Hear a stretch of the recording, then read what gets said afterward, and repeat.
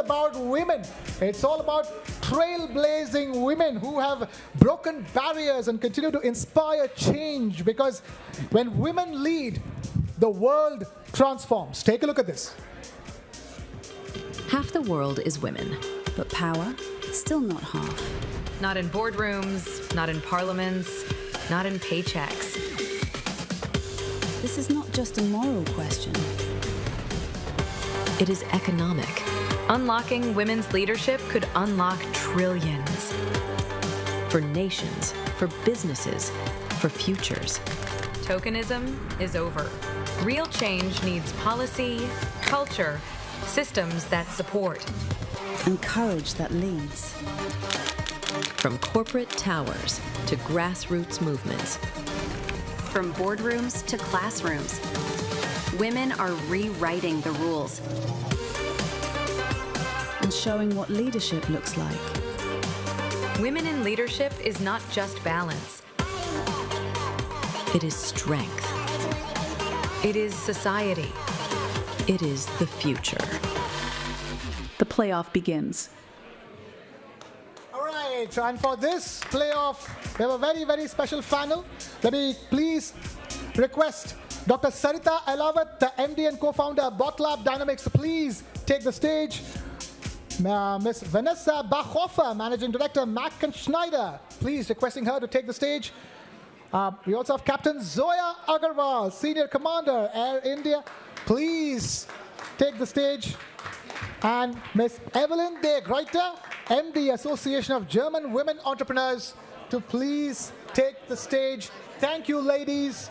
Thank you so much for taking time out to be with us here at the News9 Global Summit Germany edition 2025. And for this very special women's panel, we have a very special woman referee. Sakshi, take it away.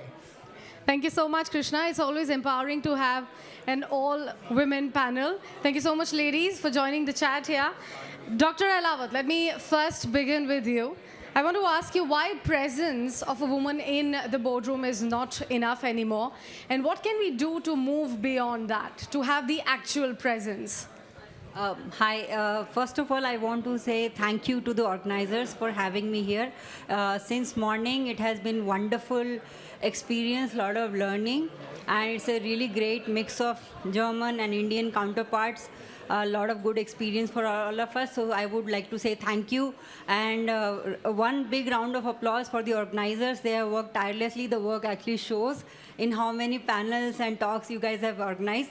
Thank you. So before I get to your question, just a little bit about us, what we do.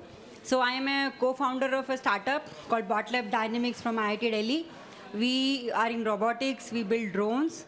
We are among the top 5 companies in the world now. We can fly thousands of drones simultaneously. Last year, we set 5 world record by flying 5,500 drones. But the unfortunate part is in my team of 250, which is mostly engineers, number of women representation as engineers is less than 10%. And if you look at it, since morning, we had more than 60 members speak here, and again, the women speakers were less than 10%. We're talking more about 5%. And it is really representing in when you talk about founders, boards, and unless we have that number come close to equal 50-50, you will not have that representation. Now coming to your question, what women can do. So if you look at, so there is a great opportunity, not even just for women, but overall for economy. So if you look at all the tech companies, whether it's Google, Meta, NVIDIA, the number of women are less. And as a result, products that are women-oriented is less. One big example is when Apple Watch came, they forgot the user would be women, and a lot of parameters were ignored. So if you have women representation in tech world, you can have products which are represented of women, and the economy can grow. Diversity, not just for the sake of diversity, but it could actually make great products and a lot of money for the countries and society. Also, Vanessa, if I could ask you on that note, what could be some of the strategies that maybe we can inculcate in, the management aspect of it, of course, to move beyond tokenism, according to you?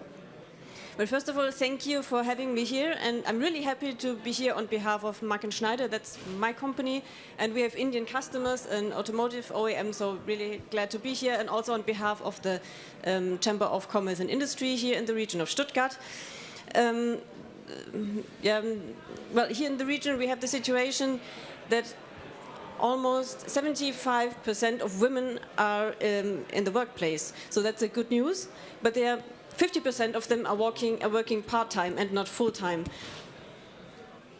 Closer? Okay. So, but only like 50% of them are working full-time, and the rest of them are working part-time. So, from the perspective of our regional economy, we need more women in the workplace because we have 40,000 jobs vacant at the moment due to demography, and it would be more. So within 10 years, I think we have 100,000 that are the estimations of job vacancies here in the region. So we need women in the workplace, and we need them to work full-time. So from our perspective, what's really important is, number one, the social infrastructure, so that you have daycare that you can rely on. That's still sort of a problem. And at the workplace, we need to have more flexible work schedules. So at my company, we have, I don't know, maybe 80 different work models, especially designed for women and for people who need to take care of their parents or their relatives or whoever needs care. And also we need to promote leadership in women, because if you look at the numbers, you have 50% of women working in my company, but they are working in low-income professions, and this is not what we need. We need women that lead teams, that lead companies, that study something like STEM, like technical engineering, something like this, and not only the social professions. And as well, we need people, women, men, whoever, who are working in the care sector as well. Absolutely. Captain Zoya, let me take my next question to you. But before I do that, I just have to highlight that I was speaking to Vanessa and Evelyn earlier before we began the session. They were really excited to see you in your uniform. Sadly, that could not happen. But I think a power suit would do too. So, Captain Zoya, let me take my next question to you. It's not only about gender battle anymore, because we have race, sexuality also running in the same race. With all those aspects being in the very similar race, finding their own position in the boardroom, how do we tackle all of those challenges for us, for women? Okay, thank you so much for having me here, to all the organizers. It's a wonderful themed event where you're highlighting a lot of things, but I'm sorry for disappointing all of you because I didn't show up in my uniform, but I promise I'll show you a picture of it before I leave. To start with, I want to ask a question from the audience. How many people over here either own companies, OWN, own the companies, or work for an organization, or invest in stock market? Can you just raise your hands? Okay, so quite a few, right? And would you want 25% more profit for your company, for your organization that you're working for, or the one that you own, or maybe 47% higher return on equity? Yes? No? Yes? Yes? Okay. So there you go. You need to hire more women and give them a higher leadership position, as per the study of McKinsey, as well as a Harvard case study. They reported that if you have women in key leadership roles, not the middle management, but key leadership roles, you can boost your financial projections by 25%. That's the McKinsey. And as per the Harvard study, if you have women in similar roles, your return on equity is 47% higher. Can you beat that? So I think the whole struggle is we have tokenisms, we have the reservation, quota, positive action, so many names, right? But what we don't have the ability, once we hire those people, to follow through, to really listen to them, to see the value they bring on the table, to see beyond the makeup and the power suits and the looks, and not label them.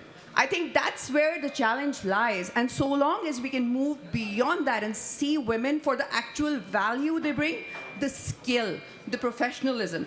For example, when I joined my organization quite some time back, I was the 5th pilot in the whole ecosystem. And I was the youngest. And I was this really bubbly girl with earrings and makeup on. And somebody asked me, like, we're not used to seeing girls like that with makeup on. And as stupid as it was, or call it dumb or call it naive, I don't know what it was, I told that person, get used to it. And after that, I had to prove myself for my work 200% harder than my male counterparts. But once I did that, the respect was permanent. But why does a woman have to do that? Why don't we start with status quo? And for that, I think if we come back, trace the steps backwards, is the problem is with us. It's not with the system. We often want to blame. The problem starts with us. That's the root. And unless we don't change the way we think, unless we don't change the way we perceive our children as boy or girl, things are not going to change. Because remember, dreams do not have a gender, neither do aspirations. Thank you. That's a beautiful answer. That's a beautiful answer. Evelyn, do you agree with that? Because after having proven ourselves, we are still asking for a better space. We are still asking for a broader space. Yes, I can only echo the words all three others said. My name is Evelyn de Gruyter. I'm heading the Association of Female Entrepreneurs in Germany. And the association was founded back in the 50s. Thank you. Back in the 50s. And our founder, she was the owner of a big steel mill. She tried to get access to other associations. The DIHK, BDA, BDI, those big industry associations here in Germany. And they said, oh, you should love women, but you shouldn't do business with them. And also, it's just a permanent thing after World War II. So she founded 30 other women, very well-known families here in Germany, like Balsen, the cookie company, and other very famous names. And they founded this association. And you know, back in the 50s, women in Germany still needed the permission of their husbands to go to work or to open up a bank account. So a lot of things changed, but there are still barriers to break. So I can echo what you said. I mean, we have to work on it, and it doesn't only help if we have women on the boards, but they also, the culture in the companies have to change so that they can really get through. And we need the female perspective in, especially in startups, because I mean, how can you leave out 50% of the population?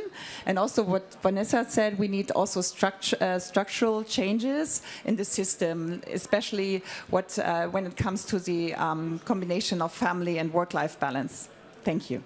That's really interesting. And I take immense pleasure while I highlight that, you know, this is not just based on the gender that we are asking for better opportunities or more opportunities in the boardroom, but I will speak on the behalf of every female present in this newsroom. In fact, that we are asking on the basis of merit, right, Dr. Elawat? We are not asking you for the opportunities just because we are female. We can prove it to you. According to you, how can we also groom the younger women, the young girls for those bigger opportunities? To bring equality, I think the numbers are not in our favor.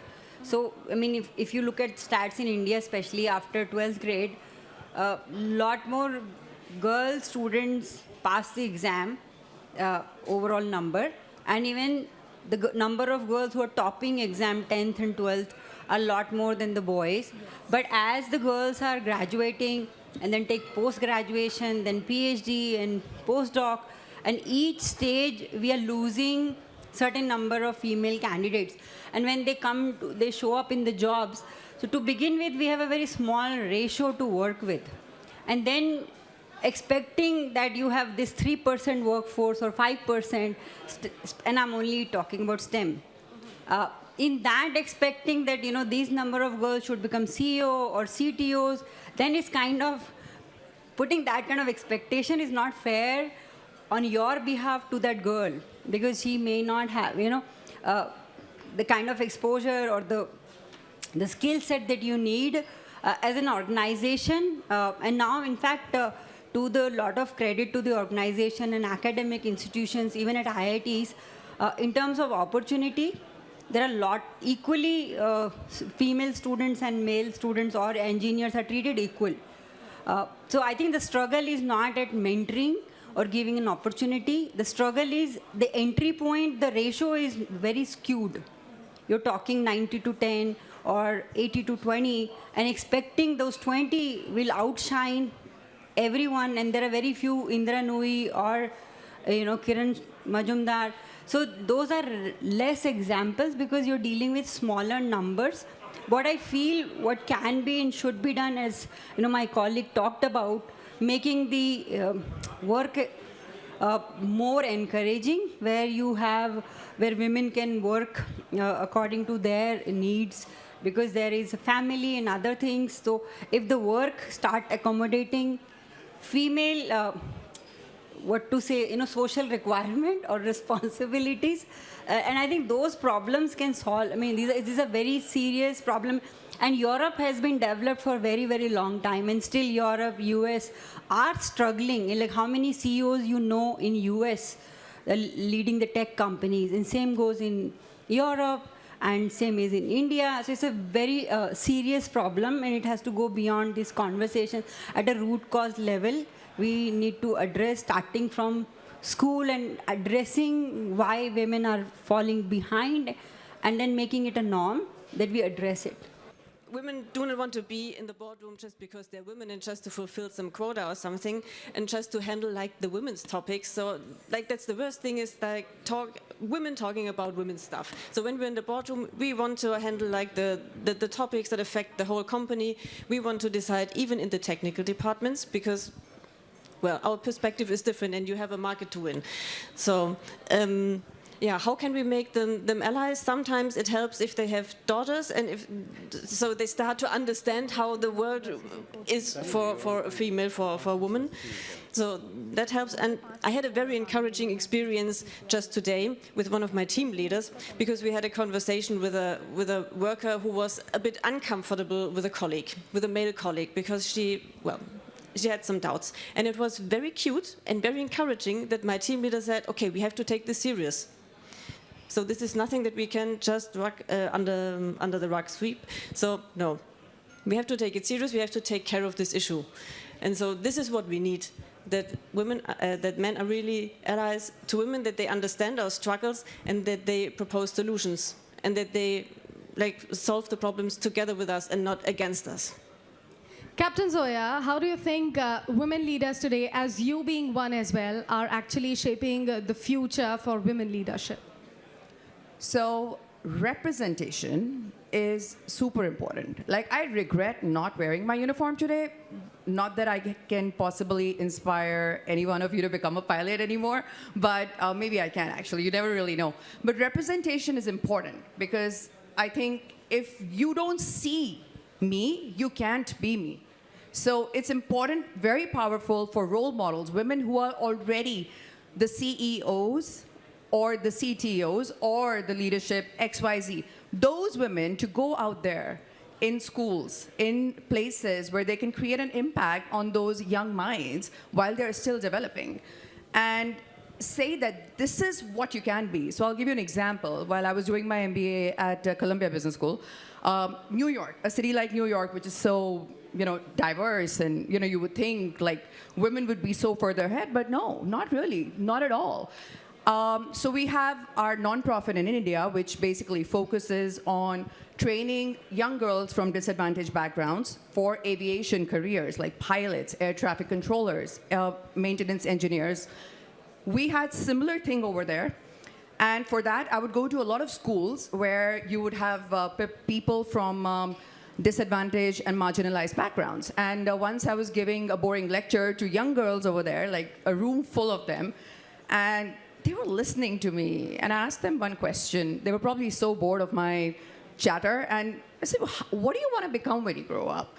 And they told me, I want to become Kim Kardashian. I want to become, this model and that model, because that's what they see. That's social media. That's everywhere. That's a representation for them. And then the school played my big picture in a Boeing 777 flight deck with me in the uniform. And they were like, oh my God, I want to be like you. And all of them were so fascinated with that thought that they can possibly do something like that and still look like a girl and still be fine, because that representation, I'm a pilot. You have her. If we go out there, this is power, and that represents change. I think this representation is important to change the future of tomorrow. Thank you. Beautiful. And last but not the least, Evelyn, let me come back to you and ask you about, the role of government, of course, and the civil society in shaping a better landscape for women. Yes, it's interesting because internationally it's all the same all over, and we as an association have the big honor to represent Germany within the W20, which belongs to the G20. And I had the honor to visit India back for the big G20 summit, and it's very important. I'm a little bit like you, Vanessa, that I say don't put women topics aside to an extra process, but it's so important to keep up the things we gained already, because we are facing a major backlash in the moment. I was attending the biggest UN conference in New York City this March, and the representative of the Vatican State, she said on the stage that women finally get back to their designated role of raising kids and caring for the family. And I mean, this is shocking. So we have to stand together also, that we don't face this backlash and keep on fighting. Beautiful. And unfortunately, I have completely run out of time on this discussion here. I wish it could have gone a bit more longer than that. But thank you so much, ladies, for joining us here for the conversation. I will just quickly steal the line that Mr. Barun Das said yesterday, that all you beautiful women are the jewels to our crown. So thank you so much to all you jewels. Krishna, back to you. As usual, requesting everybody, all the wonderful women on stage, to please stay on stage.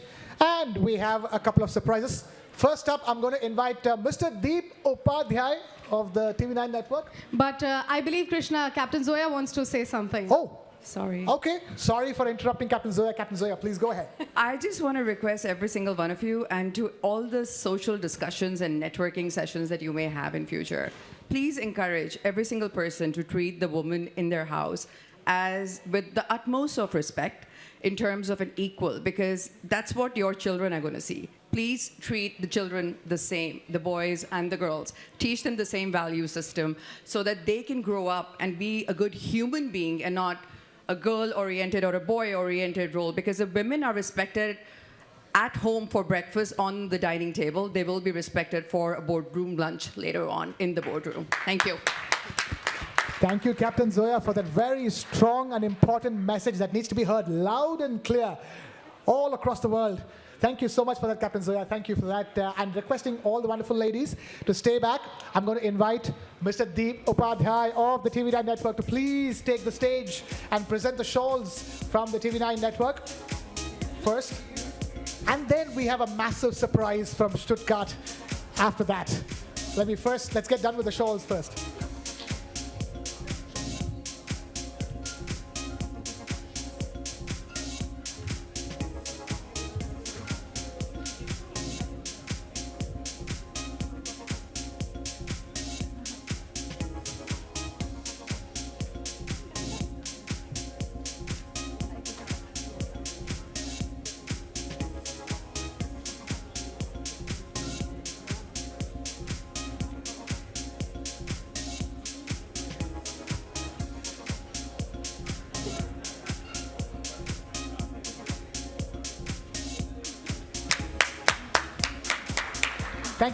Thank you, Deepji. Also, stay back with us, Deepji, on the stage.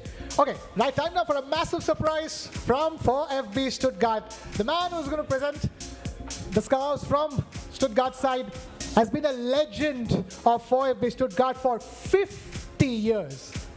He was also the Europameister back in the year 1980. Ladies and gentlemen, please put your hands together for Hansi Müller.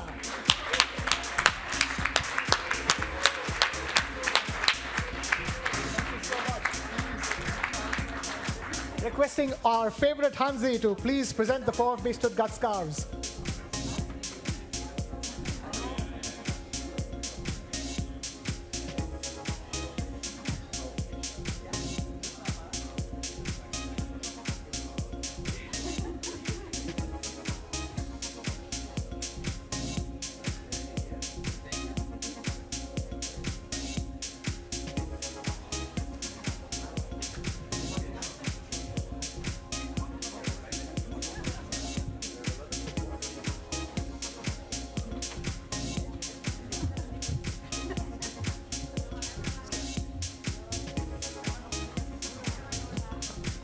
Right, quick photo op.